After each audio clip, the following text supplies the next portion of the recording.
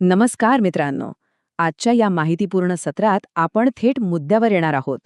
आपला उद्देश एकदम स्पष्ट आहे. आपली सूर्यमाला अगदी आतून बाहेरपर्यंत समजून घ्यायची आणि परीक्षेतील तो एक अत्यंत महत्वाचा मार्क खिशात टाकायचा. चला तर मग आपल्या डोक्यात सूर्यमालेचा एक पक्का नकाशा तयार करूया. आज आपण काय काय पाहणार आहोत? एकदम सोप्पं आहे. सूर्यापासून सुरुवात करू, मग ग्रहांचा क्रम आणि ती खास ट्रिक, पृथ्वीची महत्वाची माहिती, इतर ग्रहांची वैशिष्ट्य, चंद्र आणि ग्रहणे, आणि शेवटी एक सुपरफास्ट रिव्हिजन. तर पहिला भाग आहे आपला सूर्य. अगदी मध्यभागापासून सुरुवात करूया. तोच मुख्य तारा ज्याने ह्या सगळ्यांना एकत्र बांधून ठेवलंय. आता हे ऐकून तुम्ही नक्कीच थक्क व्हाल. विचार करा, संपूर्ण सूर्यमालेच्या एकूण वजनापैकी किंवा वस्तुमानापैकी तब्बल 99% वाटा एकट्या सूर्याचा आहे. बाकी सर्व ग्रह उपग्रह मिळून फक्त 1% आहे ना कमाल? ही तुलना खरोखरच अचंबित करणारी आहे. मुळात सूर्यमाला म्हणजे काय तर सूर्याभोवती फिरणारे सर्व ग्रह, उपग्रह, लघुग्रह आणि धूमकेतू यांचं मिळून बनलेलं एक अखंड कुटुंब.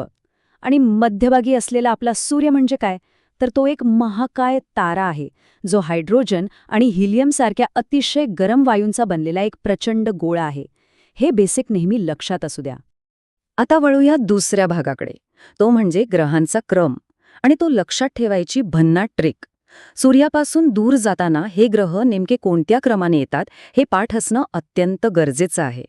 हा क्रम लक्षात ठेवण्यासाठी एक सोपी ट्रिक आहे, आणि ती म्हणजे बुशू, प्रुमंगू, गुरु, शनी, युरेनस आणि नेपच्यून. हे म्हणजे परीक्षेसाठी तुमचा हुकमी एकाच आहे. प्रत्येक अक्षर एका ग्रहाचं नाव सांगतं.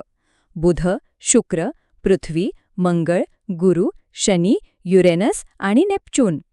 हे सूत्र एकदा पाठ केलं की परीक्षेत क्रमामधला गोंधळ कायमचा संपला. तिसरा भाग, पृथ्वीची माहिती.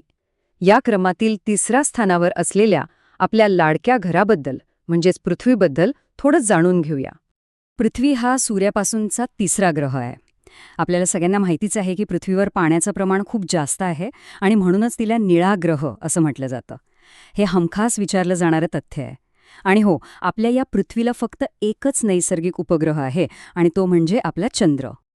आता इथे खूप जणांचा गोंधळ उडतो. परिवलन आणि परिभ्रमण या दोन पूर्णपणे वेगळ्या गोष्टी आहेत. जेव्हा पृथ्वी स्वतःभोवती फिरते तेव्हा त्याला परिवलन म्हणतात, ज्याला बरोबर 24 तास लागतात. पण जेव्हा ती सूर्याभोवती फेरी मारते तेव्हा त्याला परिभ्रमण म्हणतात, आणि त्यासाठी 365 दिवस लागतात. हा फरक क्लिअर असला की तुमचे मार्क कुठेच जाणार नाहीत. आता चौथा भाग, ग्रहांची प्रमुख वैशिष्ट्ये. थोडा आणखी पुढे जाऊया आणि आपल्या सूर्यमालेतील इतर प्रमुख ग्रहांची ओळख करून घेऊया. प्रत्येक ग्रहाची स्वतःची अशी एक वेगळी ओळख आहे. जसं की बुध हा सर्वात लहान आणि सूर्याच्या सर्वात जवळचा ग्रह आहे. शुक्र हा सर्वात तेजस्वी आणि पृथ्वीची जुळी बहीण मानला जातो. मंगळ म्हणजे आपला लाल ग्रह. गुरु हा सूर्यमालेतला सर्वात मोठा ग्रह. शनीला त्याच्या कळ्यांमुळे ओळखलं जातं. युरेनस आडवा फिरतो आणि नेपच्यून हा सूर्यापासून सर्वात दूरचा ग्रह आहे. जोड्या लावण्यासाठी हे हमखास विचारलं जातं, त्यामुळे हे अगदी पक्क लक्षात ठेवा. आणि हो, जाता जाता प्लुटोबद्दलची ही एक अतिशय महत्वाची अपडेट लक्षात घ्या. प्लुटोला आता अधिकृतपणे आपल्या सूर्यमालेतील ग्रह मानले जात नाही. तो आता एक बटुग्रह आहे. जुन्या माहितीवर विसंबून राहू नका. परीक्षेत ही चूक महागात पडू शकते. आपला पाचवा भाग आहे चंद्र आणि ग्रहणे. पुन्हा एकदा पृथ्वीच्या कक्षेत येऊया आणि या खगोलीय हालचाली एकमेकांशी कशा जोडल्या आहेत ते बघूया. चंद्र हा पृथ्वीचा एकमेव नैसर्गिक उपग्रह आहे, हे आपण पाहिलंच. पण तिथलं वातावरण आपल्या पृथ्वीसारखं अजिबात नाहीये बरं का.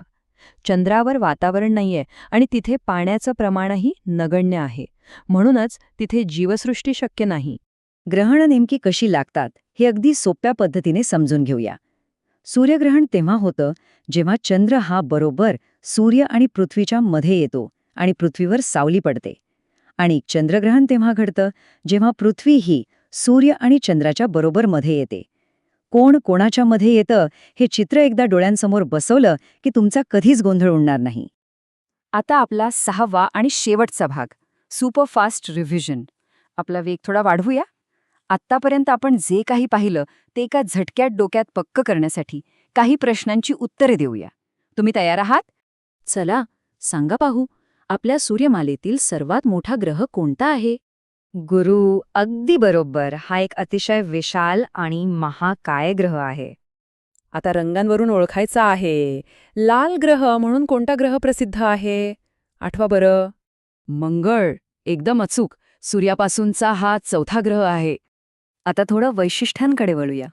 असा कोणता ग्रह आहे ज्याला त्याच्या सभोवतालच्या सुंदर कड्यांमुळे एका सेकंदात ओळखता येतं? शनी. बरोबर, तो प्रतिष्ठित कड्यांचा ग्रह म्हणजे शनी. आणि आता आपला आजचा शेवटचा प्रश्न, अगदी सुरुवातीला जे आपण पाहिलं होतं त्याबद्दल. सूर्याच्या सर्वात जवळचा ग्रह कोणता आहे? बुध. एकदम बरोबर. या अचूक उत्तरासोबतच आपला आजचा हा प्रवास इथेच थांबतोय आणि परीक्षेतील तो एक अत्यंत महत्त्वाचा मार्ग आता 100% पक्का झालाय. आता तुम्हीच विचार करा, पुढच्या सत्रात आपण असा कोणता गुंतागुंतीचा विषय अगदी सोप्या भाषेत उलगडून पाहायचा?